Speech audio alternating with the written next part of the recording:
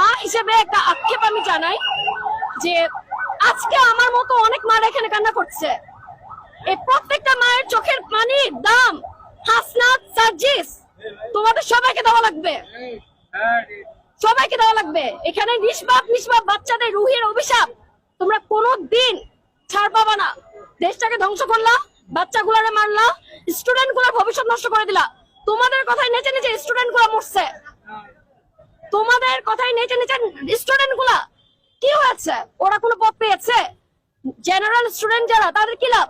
তোমরা তো একটা কোটা, তোমরা তো এক একটা নিয়ে বসে আছো, তোমাদের তো টাকার অভাব নাই। সার্জিসের পেটটা একটু দেখেন, সার্জিসের পেট আগে ছিল চিকন ফ্ল্যাট, আর এখন বেশি খায়, টাকা ইনকাম করে। এখন দুঃখের মধ্যে হাসি আসে ভাই। এখন দেখেন সার্জিসের পেটের অবস্থা দেখেন, ওর যে নাকের উপর দিয়ে পেট বের হয়ে গেছে, ও তো সংস্কারের নাম নাই। আমি আবারও ডক্টরের শিক্ষিত লোক, তাকে আমি অনুরোধ করব, যেহেতু আগের সরকার ভুল করে গেছে, আপনি সেই ভুলগুলো করেন না। আপনি কি করবেন?